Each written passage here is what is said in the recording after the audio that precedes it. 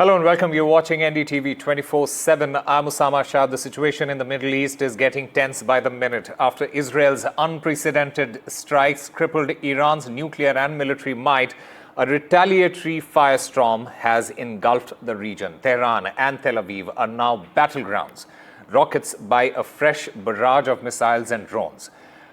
Casualties are mounting on both the sides with dozens killed, hundreds wounded, and the warning grows even more dire. Tehran will burn. This is what Israel has declared, while Iran has threatened to hit UK, US, and France military bases if they defend Israel. We get you the latest on this special coverage, asking all the important questions. How far will this conflict go, and who will pay the ultimate price? Meanwhile, Israeli Prime Minister Benjamin Netanyahu has just a short while ago has issued a threat saying, and I quote this, "In the very near future, you will see Israeli Air Force jets over the skies of Tehran." Meanwhile, as I mentioned, Israel has resumed its attack on Iran. The US-Iran nuclear talks have been called off. Iran and Israel, they are trading warnings.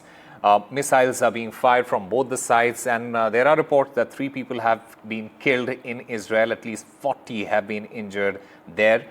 Meanwhile, in Iran, at least 78 have lost their lives on its soil. And Israel and Iran, they are trading blows in the sky from words to warplanes. Tensions are escalating in the Middle East as we speak. شهادت سرداران و دانشمندان عزیز که البته برای همه سنگین است و تعدادی از مردم غیر نظامی رو به ملت ایران به خانواده های اونها تبریک و تسلیت عرض میکنم. و اما مطلبی که مایل بودم با ملت عزیزمون در میان بذارم اینه که رژیم صهیونیستی اشتباه بزرگی کرد، خطای بزرگی کرد، غلطی کرد و عواقب او رو بیچاره خواهد کرد به توفیق الهی. ملت ایران از خون شهدای گرانقدر نخواهد گذشت، از تجاوز با آسمان کشورش صرف نظر نخواهد کرد. אזרחי ישראל, אני גאה בכם. אני גאה בכושר העמידה שלכם. אני גאה ברוח שלכם. ודווקא כשיש פגיעות בעורף, אתם מניפים את הדגל. אתם לא נכנעים. לצערי היו גם 3 אבדות אתמול של אזרחים יקרים שנהרגו בהתקפות הללו. אני משתתף בצער המשפחות, ואני קורא לכם שוב, הישמעו להנחיות פיקוד העורף, הן מצילות חיים. All right, we are getting you all the latest from the ground. Ricky Rosen joins us live from Tel Aviv. Ricky, given your current location and the ongoing situation in Tel Aviv, can you describe the immediate aftermath of the latest missile barrages in Tel Aviv? What is the visible damage? How are the emergency services responding? I'm located here right outside of Tel Aviv at the site where this morning at 5 in the morning, 2 people were killed and about 12 houses and buildings in this area were seriously damaged, and some of them were demolished by Iranian missiles.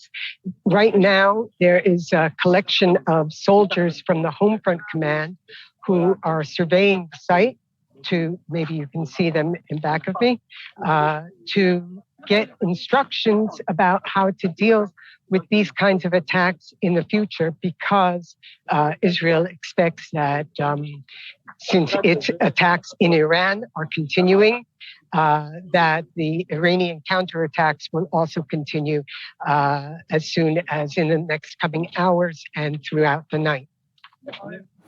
Right. Also, give us a sense of what is the current atmosphere like among the residents. Are people worried? Are they remaining in shelters? Is there a sense of trying to return to normalcy amidst the alerts that are being issued there? The Homefront Command which told people to stay in their houses and right inside or next to protected areas like bomb shelters. They eased the instructions to say that you just had to stay close to a protected area. The Israelis who came by the hundreds to visit these sites were very proud at how Israel is standing firm in the face of what they consider to be Iranian aggression, and said that they will do whatever is necessary to protect the home front and hopefully not to suffer any more casualties. Ricky, we are also, getting reports, and we are hearing these reports of hospitals moving patients underground. Can you confirm that for us? Also, can you also provide more details on the preparedness of Tel Aviv's infrastructure for such sustained attacks there? They are incredibly prepared. There is an underground hospital inside Tel Aviv. There's also an underground hospital inside Haifa, because they are used to getting attacks from Lebanon, from Hezbollah in Lebanon. And they just transferred a whole unit of babies from a neonatal unit in an unprotected hospital into the protected underground hospital in Haifa. Tel Aviv has a lot of beds available in case the hospitals that are above ground are attacked and hit by Iranian missiles. But the Homefront Command and the Iron Dome system are pretty confident that they will be able to intercept most of the ballistic missiles and drones that Iran has and will continue to send, as they have. This area that you see behind me is an exception in which the missiles were not intercepted, and they made a direct hit on the houses and caused casualties. Ricky, what is the official messaging from the Israeli authorities to the public in Tel Aviv regarding safety and future potential attacks? They say that this war will probably continue for at least the next couple of days, if not weeks, and that the public has to be on guard, especially in the evenings, because that's when most of the Iranian missiles have been launched. And so the people have to stay inside. There are no large public gatherings. Schools have been canceled, and people have to remain alert. They have promised that the Iron Dome system and the protective systems in the Israel Defense Forces, including Air Force jets that intercept missiles before they even enter Israeli airspace, that they will be effective in intercepting and neutralizing most of the Iranian airstrikes. But as you see, there are a few that have evaded the Israeli defenses and made hits. Right. Have you also observed any significant disruptions to the daily life beyond the immediate impact of the strikes? Are there any sort of changes in public transportation, businesses, communication networks, anything? Well, I have to say, my niece was supposed to get married yesterday evening, and the entire wedding was called off, as many weddings have been and will be. In fact, the son of Prime Minister Netanyahu was supposed to get married in a very big wedding ceremony on Monday. That has been called off. The airport is closed, so Israelis and tourists and journalists and anyone who wants to get in or out has not been able to. And it's closed until further notice. So daily life has been severely disrupted. But the Israelis are used to, after 20 months of war in Gaza, and many of those months they were suffering from daily missile attacks from Hezbollah in Lebanon. Israelis are kind of used to obeying the instructions of the Homefront Command and trusting in the ability of the Iron Dome defense system to keep them safe from incoming missiles. Right. Ricky, what is the general sentiment among the Israelis regarding the government's response to the Iranian attacks, and also the Prime Minister Benjamin Netanyahu's strong warnings?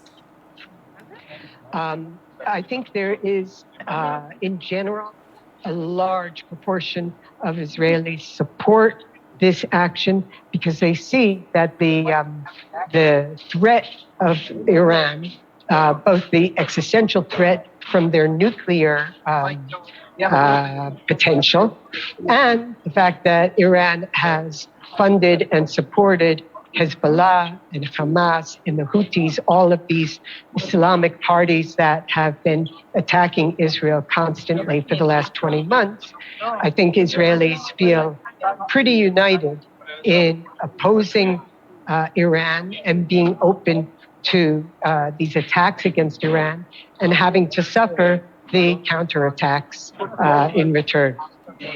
Ricky, before I let you go, one final question. Are there any sort of visible signs of international presence on assistance in Tel Aviv following these events? Not yet. As I said, the airport is closed and nobody can get in.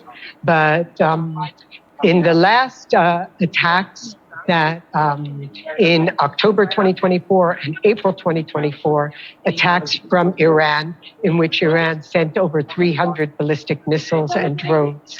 The US and even Saudi Arabia and Jordan assisted in shooting down and intercepting these missiles. They say that the Jordanian Air Force also downed some of the incoming missiles that entered their airspace, but most of the interceptions have been done only by Israel, although the Americans promise that if there's a need for defensive assistance, it will be coming from the U.S.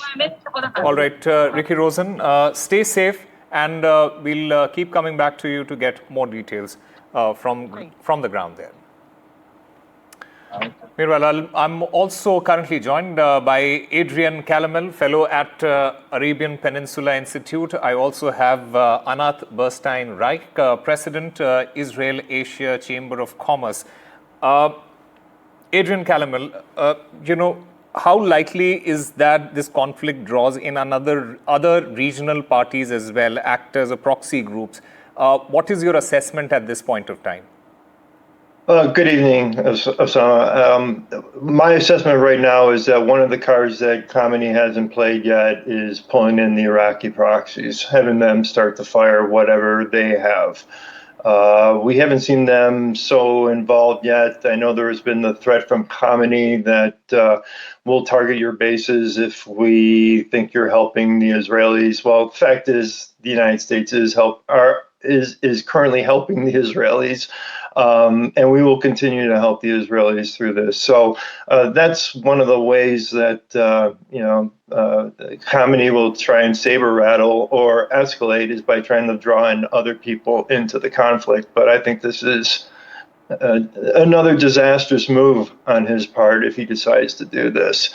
We have to remember his whole nuclear program became completely exposed when Hezbollah was defanged. That was the foil that protected the nuclear program up until now. So, we'll have to see in the coming days and weeks to come if it takes that long. But here we are, and Khamenei doesn't seem to be backing down, and his regime could fall with it. Anat, I want to understand from you, what is Israel's immediate military strategy following Iran's latest missile barrages? Are defensive measures being bolstered? Are further offensive actions anticipated? What is your assessment? You don't need my assessment. You have Netanyahu's and the military statements that Israel will continue to attack more sites in Iran in order to handle more sites of nuclear activity, whether it's the enrichment site or the water site or other warehouses that are having missiles or missile launchers in Iran. So it's very clear that Israel has still a process to go and more action to go. And we understand that retaliation from Iran will hit us hard as they did in the past 24 hours. And we are ready for that. As Ricky said earlier, the Israelis are resilient. We are already almost 2 years in a war. It's not new to us. We are subject to missile barrage, whether it's from Iran or Hezbollah in the north, or Gaza, Hamas in Gaza, or the Houthis in Yemen. We have our shelters. True, we need to be extra careful. The three casualties of yesterday were people that didn't go to the safe room and they died, unfortunately. Those that followed the instructions are okay, whether they used a neighborhood shelter or the safe room in the houses like where I'm sitting right now.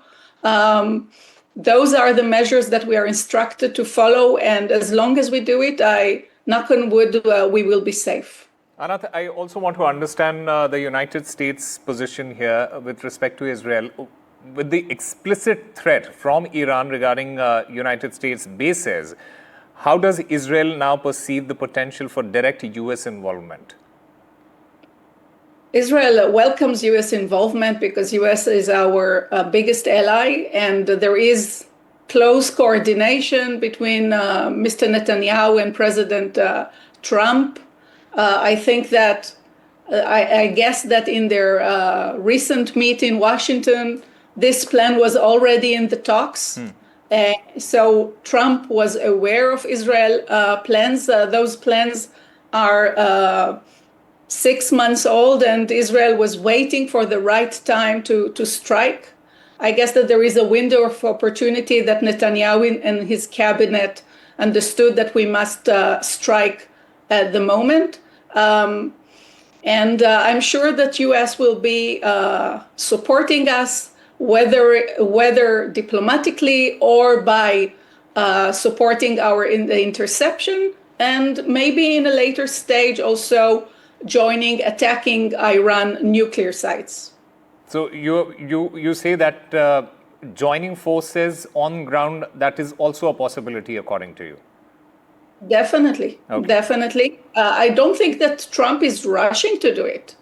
Okay. But like in the past, U.S. attacked, if you recall, Yemen sites, and Yemen equates Iran, so nothing is new. And when the need be, U.S. will support us also in this regards. Okay, Adrian Calamil, Iran has threatened to target U.S. bases if there is any sort of intervention. How do you assess the credibility and the potential impact of such a threat? And what are the implications, especially for regional U.S. military posture? It's very credible. It's very credible that they will attack. They've done it in the past, and we've responded in kind. If they do that, it's not going to be a muted response to the Iraqi proxies, which have really gotten a pass since October 7th. The Biden administration really wasn't dealing with them. They were just dealing with interceptions instead of taking them out. So I would expect the United States to get involved. If Khamenei starts to threaten the world's global oil supply by closing the Strait of Hormuz, which he just recently threatened that, then I would expect the United States to once again get involved. So in a kinetic action, as my co-panelist said here, we're already involved. This has been, Trump understands the regime. He dealt with them from 2016 to 2020. By 2018, he realized that you can't deal with these guys, and he put a maximum pressure campaign in place. Now you had a 2-month window here for negotiations, which I think was just kind of prepping the battlefield, getting ready, and getting everything in place so that the Israelis could take out ballistic missiles before they were launched. There was a lot of pre-operational planning that hasn't come out that mitigated the Iranian response. And then finally, I'll say that we have to remember the Islamic Republic has a very finite supply. They have a finite supply of weaponry that they can use as far as what they can retaliate with. They do not have a conventional army.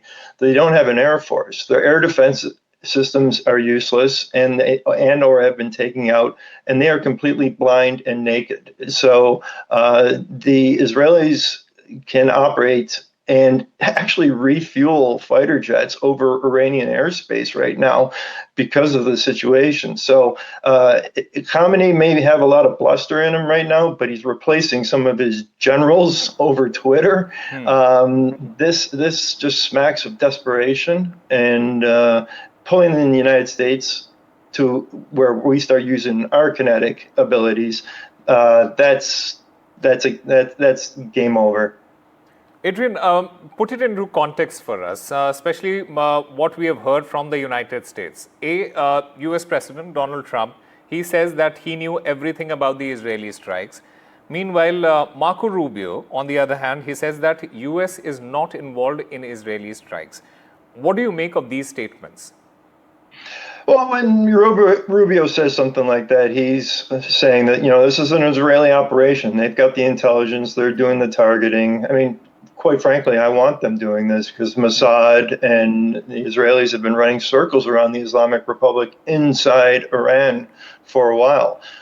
Trump, he's thrown his support behind the Israelis and is saying, yeah, of course, we're behind with the Israelis because ultimately our goal was no enrichment, no reprocessing.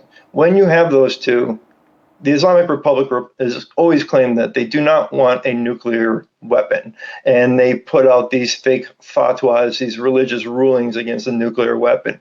But if they had the ability to enrich, as they do, up to 60%, sometimes up getting closer to 90%, and reprocessed, they would be the first country that did not build a nuclear weapon. So it's clear that there was a march towards a bomb. They failed IAEA inspections. There was talk of an implosion test, and there's also much reporting coming about they were really racing towards a bomb, something that they can use when the time comes. And so the 60-day window I always looked at is it was a stalling tactic for the regime in many cases, which is great at tactical retreats to, enrich, try and, pose a nuclear threat to Israel. Right. Anat, Israel has claimed significant damage to the Iranian nuclear sites and also the killing of nuclear scientists there. Israel's stated objective, do you feel that Israel has managed to achieve that objective as of now? Not yet. Yeah. Yeah, this is for Anat. This is for Anat. Yes. No, not yet. Israel stated that some damage was made, but not all objectives were achieved. And that's why we will continue to strike in Iran until we are able to reach our bank of goals that were developed over years. It's not just started now. A lot of intel was going into that. And there is more work to do, but I think that they are achieving one by one, and hopefully it will be difficult to stop, but definitely hurt drastically the capabilities of Iran nuclear program. Anat, how is Israel at this point of time balancing its security objectives with the risk of a wider regional war, because that is also a possibility. Also, we speak about red lines being crossed, and we have heard this from Israel itself that the line has been crossed. Do you think it would now necessitate an even more severe Israeli response? Tell me how different it is from October 7, in a sense that when the war broke in October 7, you would say that Hamas started the war, but it's actually Iran. It's Iran's money. It's Iran's proxies from south, from north, from east, from west, all over. So it's not new to us. We haven't crossed anything. And I truly hope that it will not be a regional, more than Israel-Iran conflict. I think that the region needs peace. We had enough war in the past 2 years. The Israelis are like the Indians. We seek peace. We want to have a startup nation and high tech, and that's what we want to do. We have no interest in hurting anyone. We just want to live in our one Jewish country in the world in peace. For the past, since inception in 1948, our neighbors didn't like us to be in the neighborhood. But we are here. We have nowhere to go. And we fight for our life. Iran is trying and very clearly saying that their mission is to destroy Israel. We can't let it happen because I don't have any other place. I have only one passport, one nationality. And we have to fight for our life, for our country, for our future. Okay. Adrian Calamel, one final question from you. Considering this historical context of the conflict, what precedents or parallels, if any, can be drawn to understand the potential trajectory of this current escalation? I personally do not think this is going to escalate into a wider regional war as people talk about. Yeah, there are other proxies that will act up, but when you look at countries like Jordan, Saudi Arabia, UAE, it's muted. They don't want the Islamic Republic to have a bomb. As far as the military history books, they'll be looking at this operation. They'll be looking at the Hezbollah operations with both the pagers and the handheld communication devices and how they degraded them. So as far as military history goes, this will go down as one of the greatest in history, down with the 1967 war. All right. Anat Burstein-Reich and Adrian Calamel, thank you very much for speaking with NDTV and sharing your views. Thank you. All right, breaking news coming in at this time. Russian President Vladimir Putin, he had a phone conversation with the US President Donald Trump. From what we understand at this moment, this conversation, it lasted 50 minutes and it was productive. Vladimir Putin, he has informed Donald Trump about the progress of the prisoner exchange with Ukraine and also confirmed Russia's readiness to continue negotiations with Ukraine after the 22nd of June. We'll try and get my colleague Mohammad Ghazali on this. Meanwhile, Vladimir Putin, he has also condemned Israel's military operation against Iran, and that is quite significant. The US president, he has also assessed the situation around Israel and Iran as, and he called it very alarming. The Russian president also stated that Russia's readiness to mediate between Israel and Iran. In fact, I have my colleague Mohammad Ghazali joining us to take us through the details of this phone call. Ghazali, over to you. Yeah, so this phone call, as per the Russian readout, lasted for 50 minutes, and which prominently centered around the ongoing conflict between Israel and Iran. And surprisingly, Russia said that it condemns Israeli aggression against Iran and also offered to mediate between Israel and Iran, because we know that there was a scheduled meeting between Iranian and US authorities, which was ongoing for the nuclear program, which got stalled due to this ongoing attack. So Russian president has offered that Russia, having good relations with both Mr. Netanyahu as well as with the Iranian regime there, can offer itself to play the role of mediator. Now, this is also in the larger scheme of things. If you see the politics of Middle East, most of the superpowers, whether it's China or Russia or US, wants to have their greater influence in the region. And now it's a big setback for Mr. Putin as well, that he will have to bank on for Mr. Donald Trump, because he always campaigned that he is the one president who will bring peace in the Middle East as well as in Europe, but that has surprisingly failed. His objectives have failed, and now he will have to bank on Mr. Putin to bring stability in the region. So in that context, it's certainly a big setback for him, but we'll have to see whether Russia will get that opportunity to play the role of mediator between Israel and Iran. All right, Mohammad Ghazali, thank you very much for getting us all the latest. So this is the big breaking news that is coming in. Vladimir Putin, he has had a phone call with the US President Donald Trump. It was a significant conversation between the two, and Trump has said that he wants to end the Ukraine conflict. This phone call lasted 15 minutes. In fact, the Russian President Vladimir Putin also said that he would be happy to mediate between Israel and Iran amid the ongoing conflict between the two nations. Meanwhile, a series of Israeli strikes on Iranian nuclear and military facilities on Friday has put the entire Middle East region on the edge.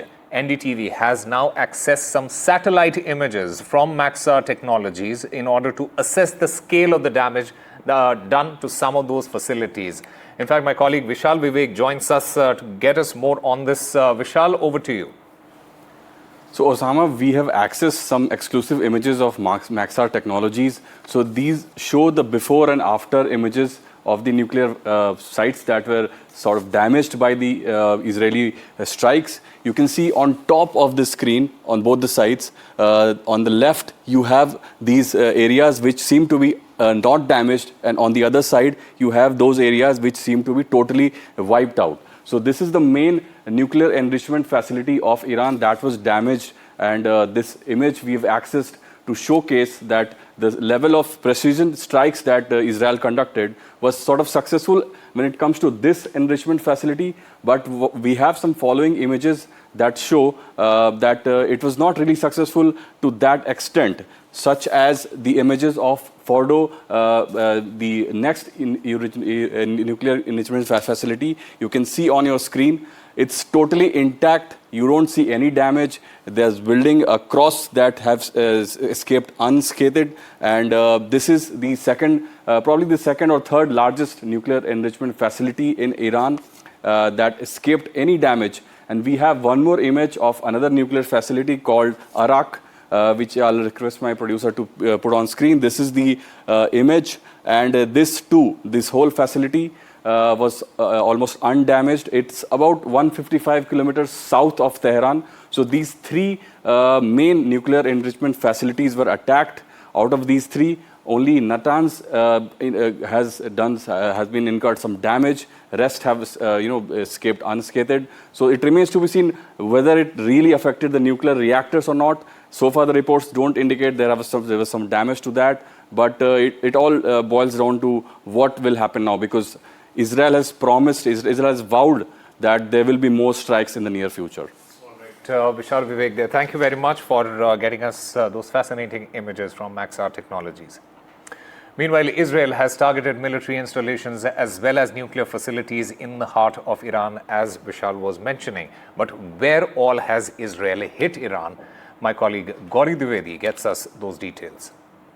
Where exactly have those hits taken place? Let's put that out. First, of course, is where all has Israel hit Iran, which started this entire thing on Friday early morning. Those are the exact locations where Israel has targeted Iranian nuclear facilities that have been targeted, that you can see at several of those locations. So it started, and the objective essentially was that Iran is moving ahead with its nuclear capabilities. IAEA has said that there is no confirmation whether it is only for civilian use or whether the possibility of a nuclear military use exists or not. In the backdrop of that, and no progress on nuclear talks, Israel went ahead with those unprecedented attacks, and this map shows exactly where all were those attacks taken place. Let's move ahead and now tell you which are the places where Israel's cities were attacked by Iran. We have that map. Let's put that out as well, that what were the Iranian attacks that came out in retaliation on Israeli cities. That shows the strikes that were made by Iran in retaliation to the unprecedented Israeli strikes on its both military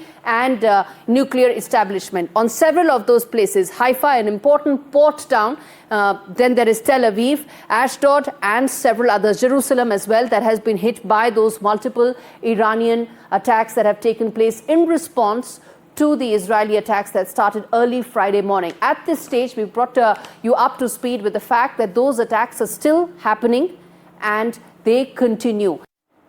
Meanwhile, Iranian state media has claimed that it was successful in raining down some hypersonic missiles in Israeli territory. Several videos shared by Iran, it claims, to show missiles hitting various targets in and around Tel Aviv.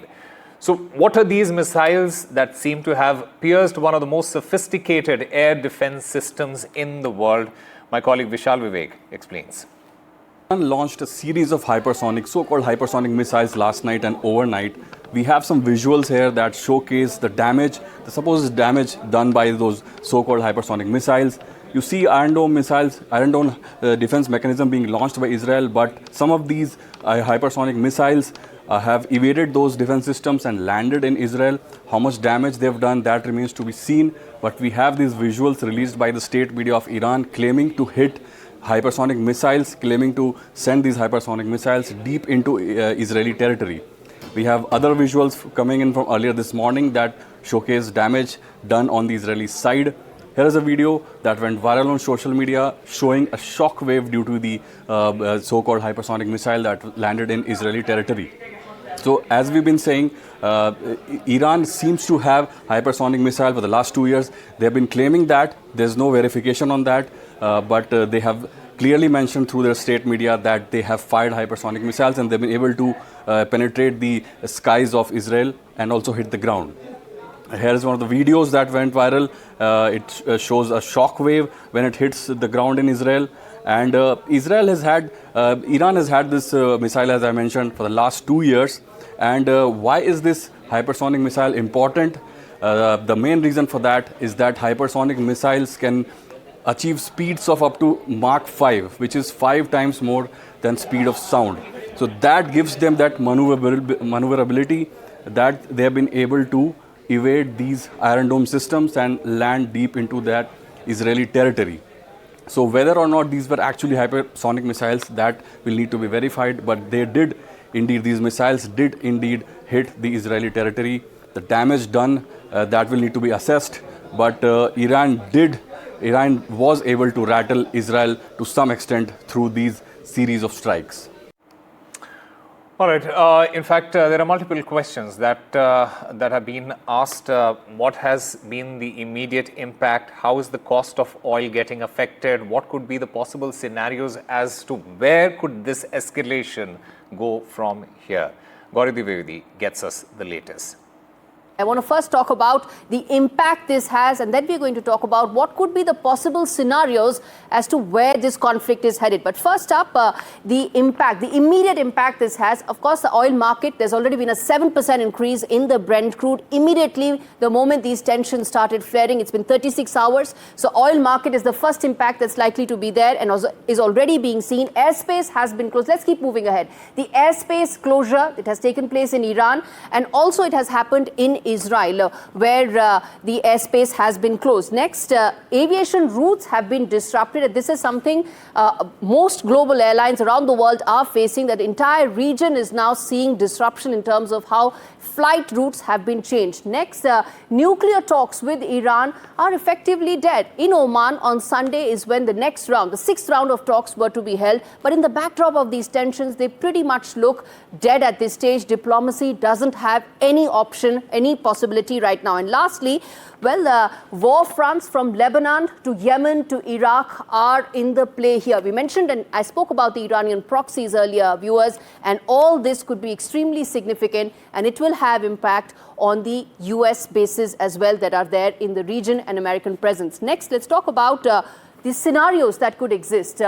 First could be that there could be limited strikes that could continue and some sort of a contained retaliatory pattern may be in place, which means that there will be exchange of fire, but it will not threaten into becoming a full-blown conflict, putting the entire region into turmoil. Next could be the fact that the Iran-backed groups may escalate attacks on Israeli interests, something that one has seen back and forth in several moments in the last year and a half, ever since the Hamas attack in October 2023, that a lot of Iranian proxies did attack Israel. That could intensify further. US troops in Iraq or Syria could be targeted through Iranian proxies. That's very significant. About 2,500 direct troops there, stay there in Iraq and Syria for America, in addition to the other interests that are there. International pressure could trigger some sort of a ceasefire, could potentially bring in some sort of a mediation. How this will happen remains to be seen. As I said, there's a G7 that's going to take place in about a day or two, and this is likely to dominate the conversation between world leaders. And lastly, more strikes on Iran's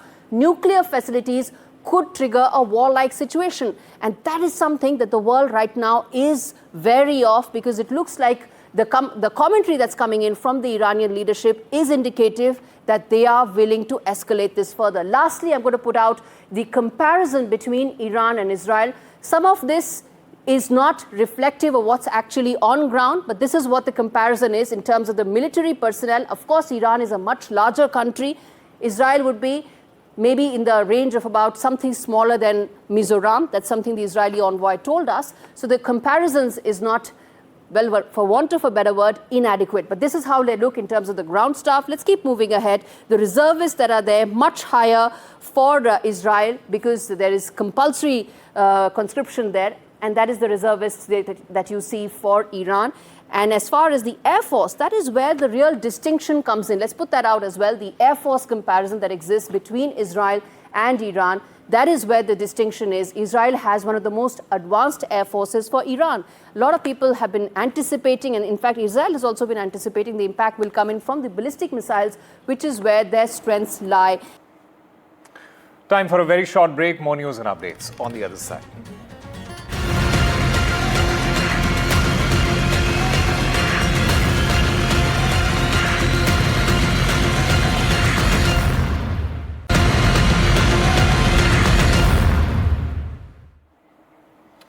Welcome back. Geopolitical tensions spiked at the end of the week as the conflict between Israel and Iran escalated. Crude oil prices rocketed higher on concerns that supplies from the critical West Asia region would be impacted. What are the implications for the global markets and especially for India? Here's a report.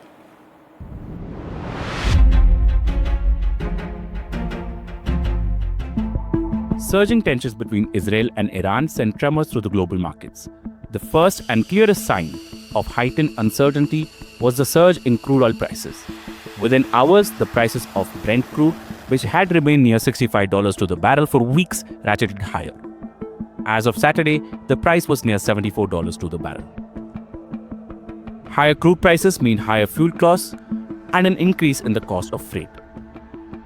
The potential negative ramifications for global trade resulted in a sharp fall in US equities too. Iran's airstrikes on Tel Aviv only served to heighten tensions further.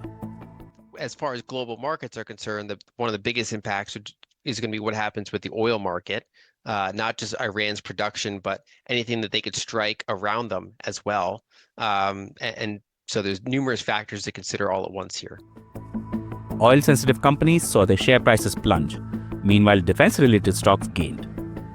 Analysts say this latest conflict could well become larger, with the United States potentially being dragged in. If you have a choke point, and that's what the Strait of Hormuz is and Persian Gulf, if you choke it and you can't get ships in or out of there, I know that the US have got battleships and they've got quite an extensive amount of naval ships in that area. So I'm sure that they're moving into that zone to keep it flowing. Now, if it was to get a choke point and you didn't get any movement, that's going to impact, and that would hyperdrive price very dramatically to the upside. Back home, Indian markets dropped sharply, but recovered on the back of strong buying by domestic institutions. Defense stocks continued their march higher. Experts anticipate the rise in global tensions to lead to near-term volatility. In fact, the volatility index, or the VIX, spiked nearly 8% in trade on Friday. This geopolitical inflammation has been now going on for a while. I think it's now been almost 4 years since the Russia-Ukraine conflict started post-COVID. And something or the other keeps coming. I think this one looks a little more in terms of the ladder of escalation. The latest global developments take the attention away from domestic factors like consumption, which is yet to pick up in urban areas. With that in mind, investors are turning cautious and are advocating selective buying in some pockets. We have been calling out a flattish market mainly because we've been seeing what's happening on the earnings side. I mean, the fundamental side of our corporate earnings. There's not been much growth. The aggressive cuts taken by RBI, I think that was much needed by the economy. We need demand to pick up for things to start looking up. But normally these infusion of liquidity and cut in interest rates, they normally take a couple of quarters before they trickle into the consumption space. So hopefully things will start looking up from the festive season. 2025 so far has been a year filled with volatility, from geopolitical conflicts to tariff turmoil. And with no clarity on the direction of US President Donald Trump's trade policies, that uncertainty is set to continue. NDTV Bureau Report. And as we have established, the first and the biggest impact of the Israel-Iran war will be on oil prices. As Israel launched its first strike on Iran, the crude prices, it spiked sharply by 12%. The prices did come down later, but an extended conflict in the Middle East, it threatens price hikes and volatility across the globe. Here's a report. Iran produces and exports about 3% of global oil. As Israel conducted airstrikes on Iran, Brent crude, the international benchmark, spiked sharply by 13% before falling back to the $74 mark. And since 20% of the world's oil moves through the Strait of Hormuz, which is controlled by Iran, experts are worried that supplies of crude could be hit.